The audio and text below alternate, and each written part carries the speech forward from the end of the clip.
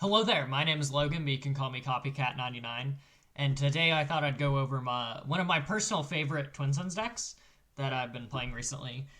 The Secrets of Power set. There were a lot of Villainy Republic units in the set. So I thought, what if we played Padme Amidala and Chancellor Palpatine, so we can flip to Sidious and we can play these Villainy Republic units on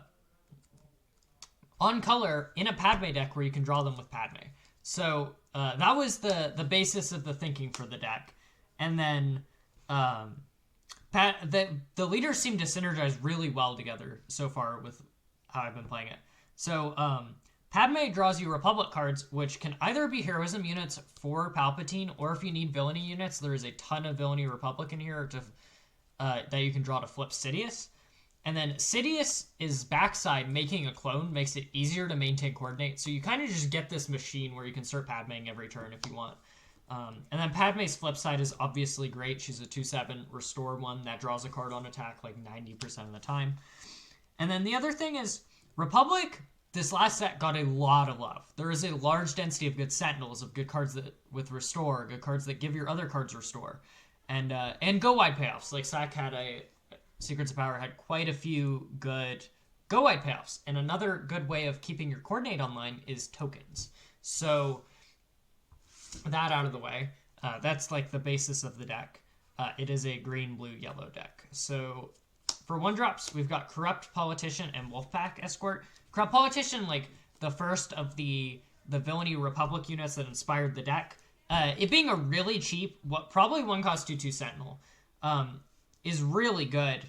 And then it's just a really cheap way to flip Palpatine. And then Wolfpack Escort, just like a 1-cost filler space unit. The hyperspace looks gorgeous, so that's why it's in the deck. Kind of just having flexibility to reuse your when played. Some units have like when played make tokens and being able to bounce those. Or like bounce it to shed an entrench or whatever they put on your space unit, which happens occasionally. But it is nice to have some filler units if you don't want a Padme ability, or if you've got an extra spare resource on top of Padme ability for 1 turn. Yeah. And we've got quite a few 2-drops. So first off, Chancellor Shuttle, another Villainy Republic unit.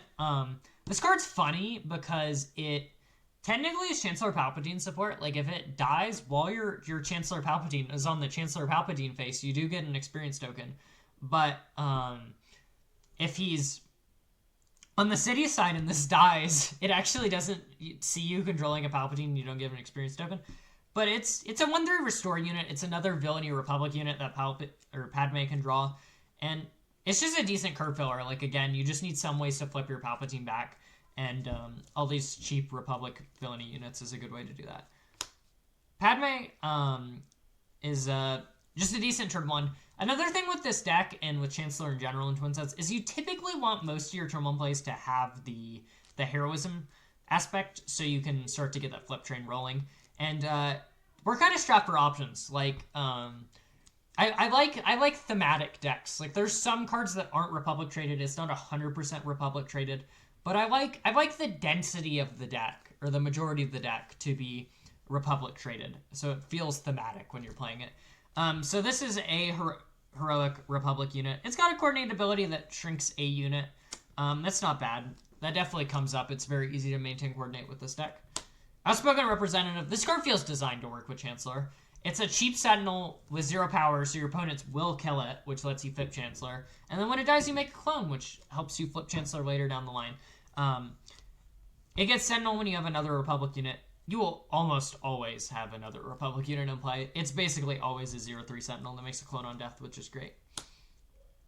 I've got N1 Starfighter, Heroism Aspect of 3/2 ship. Can't complain. And then Junior Senator, Heroism Aspect 3/2 on the ground. Also great. The 3/2 stat line, funnily enough, is sometimes better than these 4 health units, because sometimes you actually just want it to die. You want it to die to draw a card off Chancellor and flip and unlock your villainy outside of the deck. So that's nice. And then this has random upgrade hate baked in. Some people like to jam lightsabers on their stuff, and you can make them really sad when you play Senator. That puts it back in their hand. Yaddle's just a premium blue hero 2-drop. Obviously, being Republic helps her case in the deck, but 2 cost 2/4, restore 1. There's some other Jedi in the deck, so you sometimes get use out of her ability. Just great all-around card. Now I've got Echo. Echo's not ideal on turn 1, but if you maintain Coordinate, he's a 2 cost 4/4, which is a pretty great rate. And again, Heroism aspected 2-drop in case you want to flip Sidious. Flip to Sidious. Mina Monteri, again, just premium 2-drop. 2 cost 2/4, restore 1 is kind of the baseline you want out of a Heroism 2-drop nowadays. And it's that there's a decent number of green in the deck. It's pretty likely you'll be able to disclose green hero to draw a card, especially if you're starting to draw cards of your Padmes and Chancellors. Your hand gets pretty large in this deck, which is another thing I love. If you've been a fan of the channel for a while, you know I love drawing cards. Like, drawing cards is fun. I used to play Chancellor in like set 3 and set 4 because drawing a card every other turn is dopamine. Like, it's just pure dopamine to draw that many cards in a game, even if you're losing. So I'm playing 2 leaders that help me draw as many cards, and Mina Monteri also often draws a card. And then we've got Chandrillan Sponsor, just more 2 cost units with restore. Bravo Squadron Fighter, 2 cost 2/3 space unit. I prefer 3/2s in Chancellor, but this one is Saboteur, and it's really nice because a lot of people just don't usually answer units. They just stick a Sentinel in front of them. And so the Saboteur keyword is like even better in Twin Suns than it is in Premier typically. So having just a cheap source of Saboteur in space to just hit whoever you want is really nice. Bale's amazing in this deck. Being able to discard to make spies, like, sure, but people are probably going to kill the spies because otherwise you get absurd coordinate, and so you start drawing cards off of Padme and Chancellor, which fuels the Bale, and it's just like a self-fulfilling prophecy. But even if people are killing the spies, that's delaying the game longer, and this deck has a decent number of top end. Like, it's got some late game push, and it definitely has game as the game drags on. So people killing your spies instead of hitting people's bases is fine with you. Like, that's fine. And sometimes you jam Sentinels in front of them, and now all of a sudden they can attack the spies, and then you just, like, amass an army. It's really, really good. And again, Heroism aspected 2 cost Republic unit, so he hits the baseline too. And then we got Favorable Delegate. This card will probably get cut as soon as we get some more Heroism aspected Republic units, but 2 cost 1/5, ETB draw a card. People probably aren't going to waste attacks to kill this, so unless it gets caught in like a bombing run or something, you kind of it just replaces itself and sits there and builds up your coordinate, which is nice. Republic Tactical Officer, not the ideal turn 1 play, but having a Fleet Lieutenant effect that you can tutor off of Padme is nice, and it's a cheap version of that effect, which is nice. R2-D2 is a nice consistency booster in this in Twin Suns. Like, obviously in a singleton format, you take every consistency boost you can get. That's why I especially like leaders that cycle like Padme or Kylo 5, because they make your deck more consistent. They let you enact your game plan the way you want to more often. And R2-D2 is great at that. And it's a 2 cost 2/4 Republic unit. Hits all the boxes. Phase 1 Clone Trooper. This still makes the cut, by the way. FFG, please give me some more Heroism aspected Republic units. But it's a 2 cost 3/2 Republic unit with a Heroism trait that'll die on turn 2 and let you flip Chancellor. So that's where we're at. Lux Bonteri. A much better card than Phase 2 Clone Trooper. It actually has relevant text, unless you're trying to flip Chancellor, because he unfortunately doesn't have the Heroism aspect. But there's a decent number of pilots, and there's some cost reduction. Like, I see General's Blades. I bet people play GNK droids. So Lux's ability does actually come up and matter. It also triggers off of some smuggle and stuff. So his text isn't irrelevant, and he's got decent stats, and he's a separatist, so which is important because I'm playing heroes on both sides. So, and that card's pretty messed up if you turn on both modes. So his trait does actually matter here, and he's semi-thematic. Like, he kind of bounces around on sides. Coruscant Guard, 2 cost 3/2. Coordinate Ambush. It's pretty easy to turn on Coordinate, so it's nice mid-game ambusher. It's a shame it's not a Heroism aspect, because cheap ambushers like this are a great way to turn on your Chancellor flip. Like, Phase 2 Clone Trooper, I play that card because it turns on Chancellor flip. But just all around solid card. And then Theed Security. This is another card that'll probably get cut once we get some more Heroism 2-drops. but it's a 2-cost 2/3. Like, that's fine. And then there's a decent number of, like, people play crafties. You can get people if they play an upgrade on their space unit or whatever turn 2. So it's pretty common that this will be able to give an XP. And it gives an XP anywhere. It can buff a sentinel. It can buff your Padme. So it's pretty flexible. And it's a 2-drop that it's like, okay, you play it and you're like, whatever. It'll get a hidden and then die. And then you'll flip Chancellor on turn 1. But later in the game, it does actually feel a lot better because it's a lot more likely it'll trigger and then you can give an XP to something. And that's nice. And then Orm-Free Ta. There's a small law package in here, about 6 cards. I think it's 6. 5 or 6. So he does have cards to hit.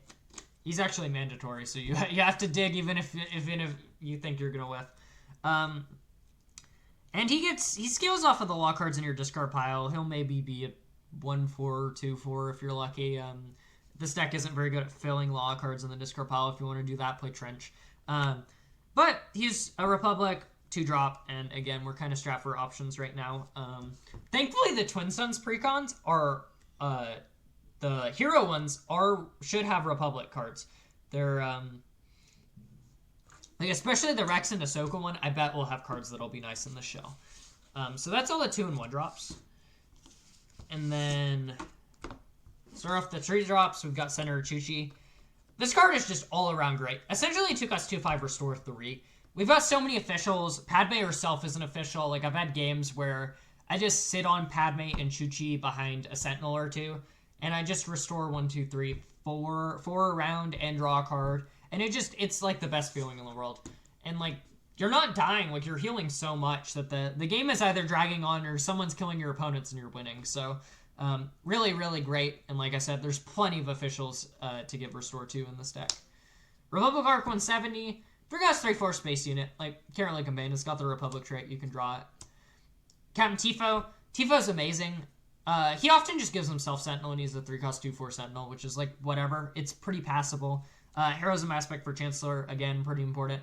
I should probably stop saying that for every Heroism card. It'll get a little boring. But he can give anything Sentinel. He can give your spy tokens you make incidentally Sentinel. He can give your space unit Sentinel. He can give your Padme Sentinel if you're in a bad spot and want them to run over Padme 7 health, but please don't. That's very against the flavor of the card. You're supposed to protect the center, not give the center Sentinel. But he's just a very flexible, and his floor is just a pretty good Sentinel. And we got 5/0 First Liberator, some nice burst healing on a 3/3 body that is Republic, so you can draw it off Padme. Conquer Dawn Interceptors. This is one of the, like, this is like the most stretch for fitting the flavor, but it's just such a good Sentinel, and we don't have other options in Republic. So, like, I don't know. There were Mandalorians during the Republic Age. It's heroism aspected. It's probably loosely thematic. But it's so good. It's a great way to stop people from hitting you in space. Chancellor Palpatine. This was actually the card that spurred the deck. I was like, I want to play this on my Padme flip because it makes 3 bodies and gives you coordinate immediately, which is awesome. So I saw that and I even tried it like out of aspect in Premiere. That deck wasn't the greatest, but it was fun, and you draw cards off of Padme when you make 3 bodies on your flip turn, even for 5. But being able to play this card for 3 on Padme's flip turn and still have 2 spare resources to play a 2-drop or to use Padme ability, like, is very, very good. And Padme drawing this card feels amazing. So it really just works to all the things the deck wants to do. It protects your Padme. It's a Villainy Republic card for flipping Sidious. It makes spies for coordinate, and it goes wide, which the deck likes to go wide. It checks all the boxes, and it's a really neat that being able to play Chancellor Palpatine and play the Villainy aspect enables you to play it on Padme's flip turn at full power, which is not something you can do in Premiere. Now we've got Anakin Skywalker. Hey, it says Padme on it. You should probably put it in your deck if you're playing Padme. Yeah, just a great 3-cost, essentially 5/4 because it gets raid 2 while you have Padme, and it has hidden. And it's a Jedi, sometimes you have a Yaddle in play. Just checks all the boxes again. It's just an all-around great, well-rounded card. Then Obi-Wan, 3-cost 3/5 Sentinel when you play him. Nice sturdy Sentinel. And there's a decent number of Force in the deck. You can give him Sentinel again sometimes. But other than that, he's just like a very well-statted Republic unit that you can draw with Padme. Then Admiral Yularen, 3-cost 2/5 restore 1. Already a great stat line in Twin Suns. And then he gives your not your whole board, like spies aren't heroism, and you do actually play villainy cards in this deck, so he doesn't buff them either. But he buffs a large chunk of your deck for +1 health, and he buffs your leader +1 health, which is pretty noteworthy.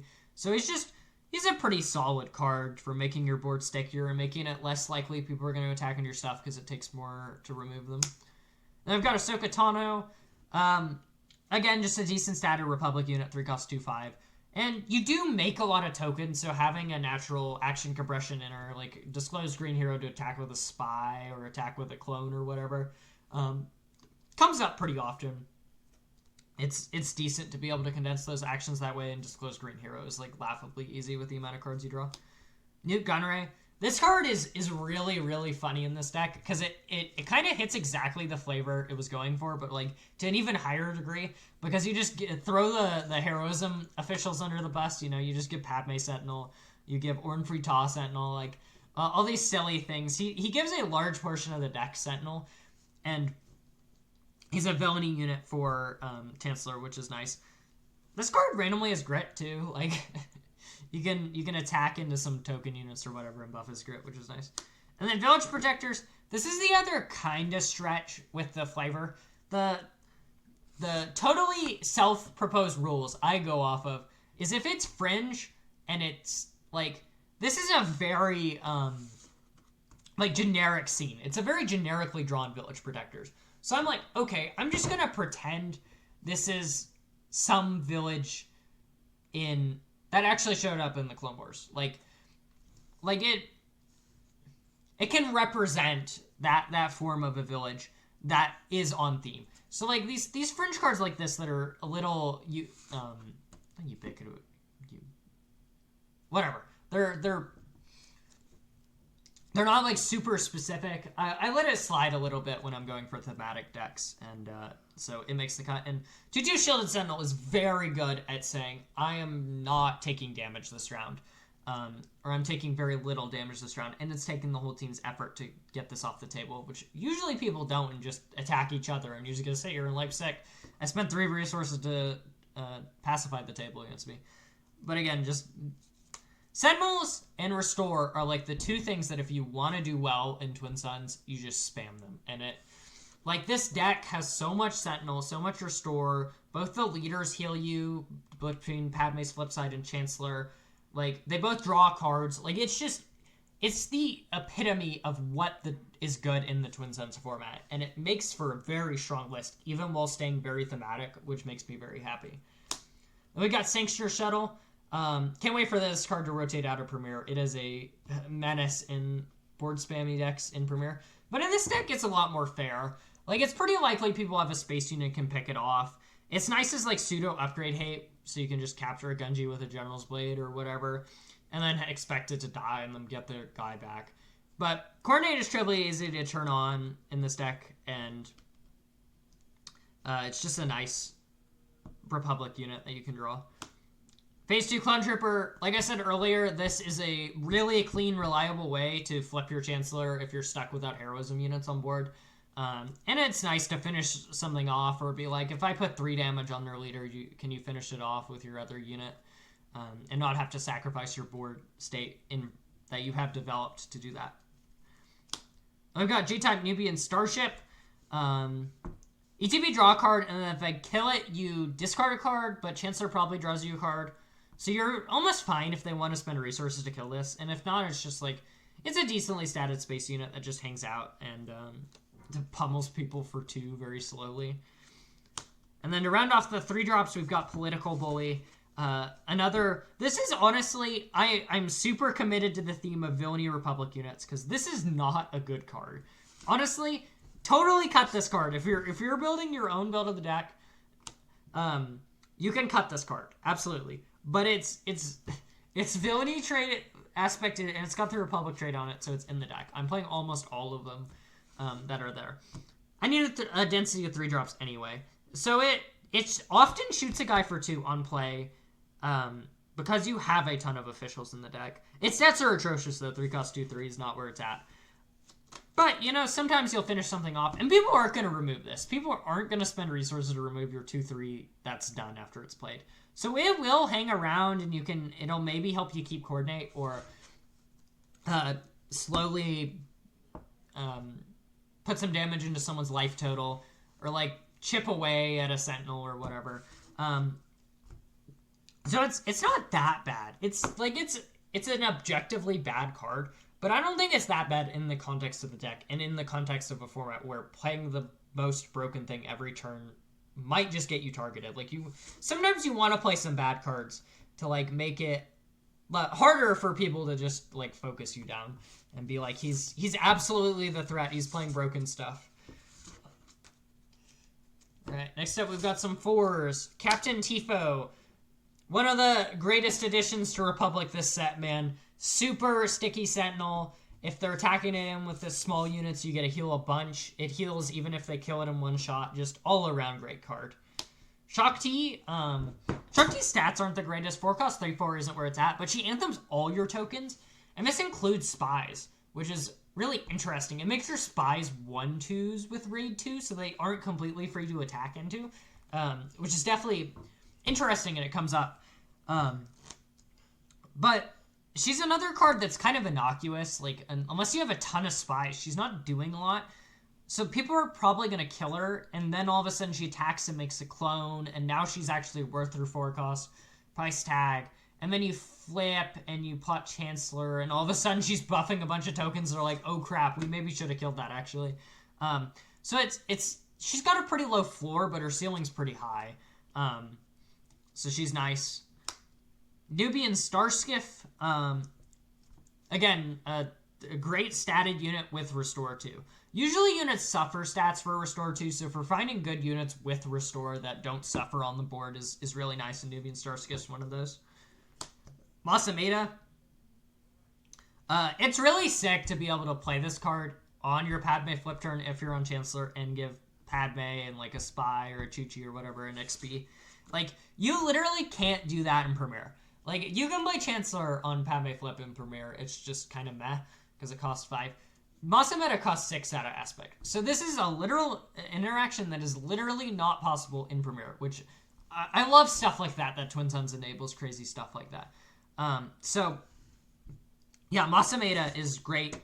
The large chunk of the deck is officials, so you can probably buff 2 dudes when you play it, flip your Chancellor, and being able to buff your leader is very nice. And we've got Adept Arc 170. It's Nubian Starskiff with 1 less power. Who would have thunk that we're playing some redundancy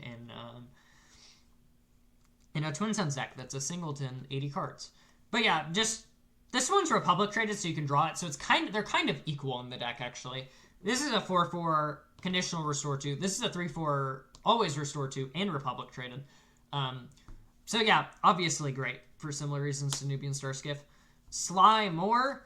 Another interesting thing that you can plot on your Padme flip turn. I really like 4 cost plots on Padme's flip turn because you can use the leader ability on the front, flip, plot a 4 cost card, probably turn your coordinate on if you don't already have it, and then attack and draw another card. So you essentially draw 3 cards because you're playing something from your row instead of something from your hand. And after that, you just have options for days, and you're going into the later game stages of the game with options. Slimore is also really sweet, and specifically Twin Suns, because so when you play her for this phase, each enemy unit gets -2/-0 while it's attacking a base. So this affects each enemy unit and each base. So even if Johnny wants to attack Joe's base, his units get shrunk from your Slimore delayed effect. So it typically leads to a scenario where it's like, I'm barely doing any damage to bases if I'm attacking bases this round because of Slimore, so I'm going to attack units. And that naturally increases the game length, and it usually is in your favor if you've got bodies set up or units that they don't want to attack or sentinels or whatever. So it's really nice addition to most blue villain Twin Suns decks, and she shines here because you can draw her with Padme, and she's villain for Chancellor, and you can plot her out on your Padme flip turn. Perimeter ATRT, well statted Republic Sentinel, much worse than Tifo, but we can't play multiple copies of Tifo, that'd be cheating. And then similarly, we've got Rotunda Senate Guards, which are Tifo, but they lose the text when they get damaged. But that's fine, that's enough. People will probably try and one-shot it anyway, so it almost doesn't matter. And then if they're wasting a small attack on it, that's fine. They're doing their job. That's the 4s. 5s. Coronet. Giving tokens restore 1 is really good. Being able to just have a board of spies and all of a sudden, oops, they all have restore 1 and I have like restore 6 on board is really good. And like, this is a 5-cost 4/6 restore 1 in space. Like that's plenty good enough on its own. Not to mention Anthony your board with restore 1. So just an all-around great card, and I'm probably playing it in most blue Twin Sun sticks. Cruel Commandos, another part of the Villainy Republic suite, has the Sentinel keyword. Checks a lot of boxes. Seems good. Then Zero the Hutt. Zero the Hutt's another one that is really meh in Premier, but really excels in Twin Suns. When played, you exhaust a unit for... you exhaust a unit on each opponent's board. You tap... like, you end up... yeah, you tap, like... you can tap, like, 3 leaders. You can tap a space unit or ground unit. Like, it's so flexible. It taps anything. Like, it just... and you hit each opponent's board. So, it does double duty of being very effective because it hits 3 times the targets it does in Premier. And people don't get mad because you don't single them out. You kind of even the whole table out with it, which is nice. And then on attack for each opponent, you may exhaust a resource that player controls. People are going to kill this card. Exhausting the resources is, like, super, super mean. Like, this card, I usually play this card and it immediately gets removed. And that's fine. Like, it's extending the game. It's essentially a pseudo-sentinel. But just, it does all the things you want in Twin Suns, and it's definitely much better than it is in Premier. Kiadi Mundi, this is like the card that's on the chopping block. I'll see if I actually cut it at some point. 5-cost 5/7 is fine. That's perfectly good stats. It's a very chunky unit. But Coordinate draw 2 cards. Both their leaders draw cards. Like, do I really need more card draw? Like, Coordinate's trivially easy, and it can draw like 6 cards around it. Triggers for each opponent. So, like, it can draw a ludicrous amount of cards. But do we need more card draw redundancy? I guess you can just have, like, infinity cards in hand, and at that point you should probably play aggressive negotiations out aspect, which, spoiler, I'm not, because, cutting down to 80's even pretty difficult, and we're only on 6 sets. It'll only get harder as the set gets bigger. But yeah, I don't know. He's like, he's a very good Republic card, but I don't know if he's a good Republic card in this particular deck. So he's definitely on the chopping block, and if you want to play something else, like Queen Amidala or something, you could totally play something else. And we got Plo Koon on the other end, a very good Republic card in this deck. Again, Coordinate's really easy, and just having a big ambusher to just take some Sentinel out or whatever is a very good option to have. And then we got a fake 5-drop, Genosian Patrol Fighter. Another good way of, like, if people aren't attacking your Heroism 2-drop, you can sack it on turn 2 to flip your Chancellor and play a Villainy 4-drop on turn 3. And again, it's similar to Sanctuary Shuttle and Junior Senator being like this early game, like, upgrade hate. If someone wants to get frisky and put an upgrade on their 2 or 3 drop, you can just put it back in their hand with a Genosian Patrol Fighter. It is also a gorgeous card in hyperspace. And I'm not a foil guy, but it also looks amazing in hyperfoil. So that definitely get this one in hyperspace. It looks beautiful. Next up is Trade Federation Delegates. This was another Villainy Republic unit I was excited for because it makes 2 spies, so it's 3 total bodies. So on top of Padme, it's 4 bodies. So it's, if you have any sort of developed board presence, it's going to be really hard to cut you off Coordinate and prevent you from drawing cards. And that was my goal with building this deck, and after playing it and refining it a little bit, is I want Padme to draw a card every turn. I want to make it as difficult as possible unless the whole table is targeting my board to cut me off Coordinate. I want to draw cards off of Padme every turn. And all these token makers and these sticky units and these sentinels that protect your smaller tokens are all for that grand purpose. And Trade Federation Delegates is just a really efficient token making spell. That's all the 5s. And as you can see, I like to build a certain way where, like, it gets progressively smaller because you can, like, especially with the curve filling ability like Padme, you can play a 4-on-5 and Padme ability. Or you can play a 3-on-4 and Padme ability. So, like, I like to diminish the number of units I play in the cost curve. So, I'll have the deck list below where you can look at it specifically. But, like, I'm only on 6 6-drops. Or 6 5-drops. And this is partly informed by a lot of plot being good on Padme's flip. But you don't need that many because you have other options. And, like, as the game goes on, you can combo cheap cards together that you don't need as many expensive cards. And that's why I slowly, like, I cascade it down, like, I mean, you obviously do that with a curve in Premiere, but I feel like I do it a bit more aggressively in Twin Suns decks, especially because most games don't go above the Sem resource count, at least in my play group. And then we got Crucible, really nice, just Anthem effect, just buff your whole board. And then if they kill it, you buff your whole board. So people probably aren't going to kill it. It just hangs out. It's a decent-sized space unit, and it's a nice way to make your tokens a little more threatening. That is the one problem, is sometimes you have a Padme and a couple tokens, and it's like, that's cool and all, but you're not threatening a lot of damage if you need to, like, kill a player to win the game. So having ways to Anthem the tokens was definitely important, too, and I included some ways to do that in the deck. And then we got Captain Rex. Rex is amazing in Twin Suns. First off, 6 cost 7/7 Sentinel, amazing. That's such a large Sentinel. Like, if someone doesn't spend, like, removal from hand or a bounce spell, it is going to take so much for the table to kill this. And probably take the units out on its way out the door. It's Republic, so Padme draws it, which I'm in love already. And it has this neat politicking ability where it, on play, it gives itself Sentinel and an enemy unit Sentinel. So you can, like, make deals of, like, if I give your unit Sentinel, will you not attack by Rex, or will you let me draw a card when your Yoda dies, or etc., etc. So it's got that that politicking angle that I really like in Twin Suns. And it also, like, you can, if someone's going to, let's say some player is in peril of dying, and you have a ton of damage on your base, and you're not going to win if that player dies. You can, like, send Rex, kill a guy, and then give one of their guys Sentinel to prevent them from dying. Like, you can do silly stuff like that. So Rex just, the downside that they gave him to make him a bulky Sentinel is almost an upside most of the time in Twin Suns. He does really interesting things. And then we got other Rex. Again, I just like bodies that make more bodies. 4/4, make 2 clones. You get 8/8 worth of stats worth of sticks, which is a bit above curve, I feel, which is nice. And it's just, never take me off coordinate. If you take me off coordinate, I'll play a Rex and make 2 clones and get my coordinate right back, you know? Which is nice. And then Anakin, obviously a very, very powerful card on its own. But in Chancellor, it's obviously better. It's really easy to get a villainy card in discard pile, excuse me. To make this card full power, it can hit, like, a unit on your board, and a unit on Joe's board, and a unit on Tom's board. Like,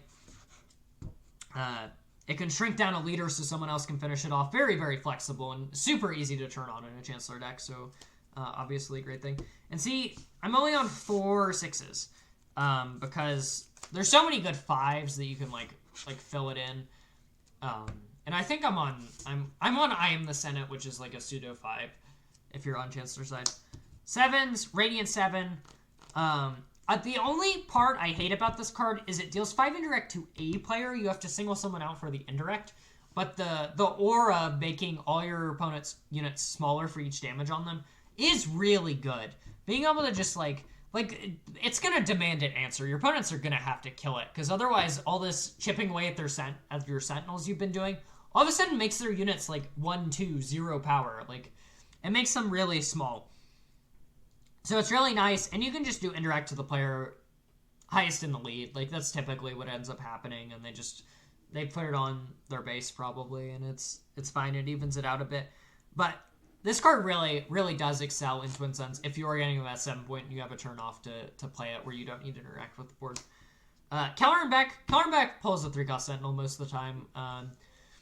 That's his goal, and he's just a big dude. If the game doesn't end on 7, you're threatening a lot of damage the next turn after protecting yourself on 7, which is nice.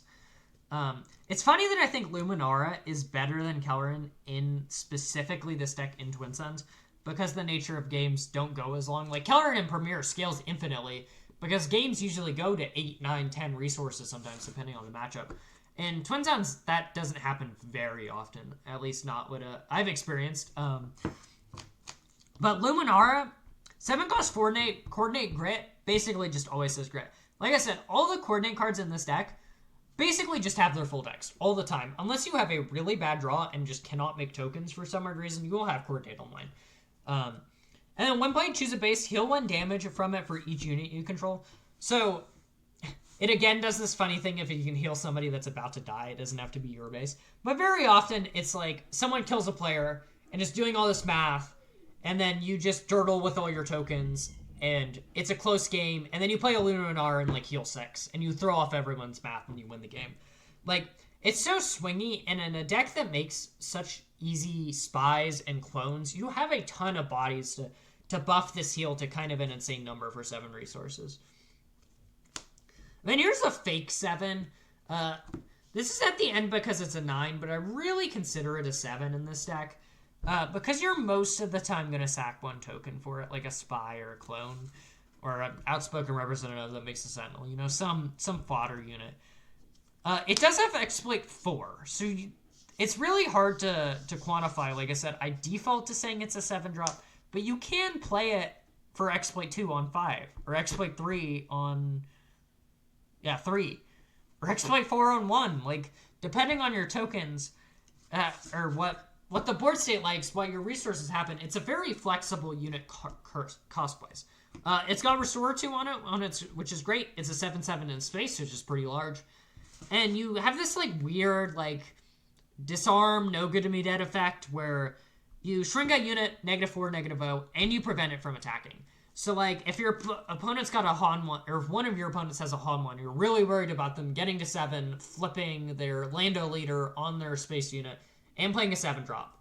You can exploit this in for 2, I guess, in that specific instance, and then make it so that unit can't attack. And you sure get -4, -0, and the table's going to be like, okay, this thing's all of a sudden a 0 power. I can crash my units into it and finish it off. So it's a good way of letting the table conveniently remove a threat. So it's just a really nice, like, flexible bomb that helps run off the curve of the deck.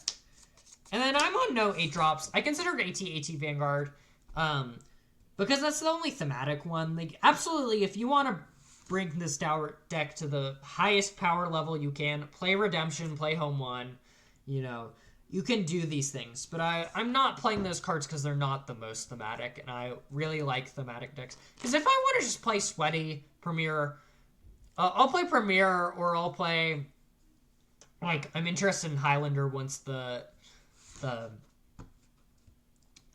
once rotation happens, because I think that's going to be more fun than just standard Eternal. I'll have to do a video on that. But yeah, if I want to be absolutely the most sweaty, I'll play some other, like, more competitive format. So I like the thematics in Twin Suns specifically. Our first law card for Ornfree Ta is Emergency Powers. This card is so good. Like, basically, I think this is like an almost insta-staple in any blue villain deck in Twin Suns. Obviously, it's insane use case. It's basically an upgrade at every point of the curve on its face. So you can buff Sentinels. I mean, obviously you can't buff Leaders because that's what the card says. But you can buff Sentinels if it's the last turn in the game and people are mathing. Like, we're on 7-8 resources, and it's like, if I kill this guy, he doesn't have enough damage on board to put me down enough to lose. And then all of a sudden you emergency powers and put like 7 XP on your space unit. It's like, oh crap, I was not mathing around that. Guess I die instead of winning the game or something. So it's just a really, really flexible card. And then again, Ornfree Ta is in the deck. We need some laws for him to draw, and it's one of the better ones. And it's also a cheap villainy card. Like, you can just play it for 1 to flip Chancellor if you really need to flip Chancellor, for 2 and put 1 XP on something and flip Chancellor. So it's even better in the context of Chancellor. 1 Confiscate. This is another card I've been waffling on cutting. Like, we've got a decent amount of units that are, like, work with the game plan of the deck that remove early game upgrades. But sometimes people jam, like, a lightsaber on a leader, and you really want to have an answer to that in your 80 someplace. So I've still got a Confiscate in this deck. I have Aldani. This card is absolutely dirty in Twin Suns. At the start of the action phase, all of your opponents have to pay 1 to untap all of their units. Like, Tommy's got 4 units on board. Yeah, he's got to pay 4 to access all those. And it hits each of your opponents. Like, while you're just sitting there laughing in the corner while you get your full resources, like, you might get attacked for playing this card, but it's so powerful, and it slows your opponent's tempo so much that it's probably worth it. Because they're paying to attack with those units anyway. You deserve it. But yeah, it's so powerful in Twin Suns, and it's already like fringe playable in Premiere. Now I've got creative thinking. This isn't the most powerful card, but it's a nice cheap event. Like, I like having cheap events in case I don't want to play Padme or already Padme'd and I have some spare resources floating. It taps a non-unique unit. There are plenty of non-uniques. Like, I don't think we've hit that point where Twin Suns decks are dominant uniques like Premier decks seem to feel nowadays. But, I mean, you make a clone. It's just really good for making a body that you can sack to flip your Chancellor and getting another effect out of it. Like, it's just pretty efficient for 2 resources if it lines up. Fun card detected. Fun card detected. Yes, I'm playing Clone Wars. The deck's a token deck. It makes a lot of tokens. I thought, why not play the silliest token card they have printed? You get a ton of clones. Each of your opponent gets a ton of battle droids, and you let the chaos ensue. It's usually bad for you since you spend your whole turn and you just get clones out of it and your opponents get battle droids. It's not the most optimal card, but it is super fun to just clog up the board with a bunch of tokens and just like make it super chaotic. I don't always play it. I resource it sometimes if the game isn't going that way, but every once in a while if you want to spice up a game, I think it's a very fun way to do that, and that's why I include it in the deck, even if it isn't the most like powerful card. Then we got Arrest, another law card. I especially like cheap events with the villainy aspect for Chancellor. Like, Chancellor does take a bit of a toll on your deck building because you have to think about flipping both sides. It's a lot easier to flip his heroism side when you're already playing heroism units because you're playing a heroism deck. But flipping the villainy side, you do have to include some cheap villainy cards to flip back and forth. And Arrest is a great one of that. Law to boot that Orm-Free Talk and draw, which is nice. And it's also another form of like early game like upgrade hate. Or if you just need one round to get through a Sentinel to equalize someone, you can arrest it and they'll get it back. Another thing that to consider is it's like soft removal. It removes something for a round, and soft removal feels less bad than hard removal. Like if someone's just spending 5 to vanquish my Sentinel, that feels terrible. Like he spent 5 resources. It's bad for him. It's bad for me. I lose my Sentinel. So like this cheaper interaction that's like capture that they just feel less bad in a multiplayer context where there's other players you have to contend with. And next up is No One Ever Knew. This lets you exhaust so many units. It's crazy. The deck is filled with officials. You make a ton of spy tokens. So just being able to tap, and it doesn't have to be on one board. You can tap 2 units on each opponent's board. You can just tap all of Johnny's units because Johnny killed your Sentinel and you're mad. But it's a really sweet mass tap spell that the deck has access to. Then we've got Implicate. Being able to just give anything Sentinel, and then when they attack into it, make a spy, screams broken in Twin Suns. Like, it's not broken, but very good in Twin Suns. Being able to make your Orm-Free Ta actually valuable. Like, and you can even play it on an existing Sentinel just to make them make spies this round if you want. So it's a really nice spell that the deck has access to. Then Contempt for Culture. I really like this card because on its face it's really not like a 2 for 2 damage to spy is like whatever. But 2 for 2 damage to spy and a clone because you get a flip Chancellor and it's a cheap event is a lot more appealing. Like it's a lot of value for just 2. So it seems pretty good to me, and I've been pretty impressed with it while it's been in the deck.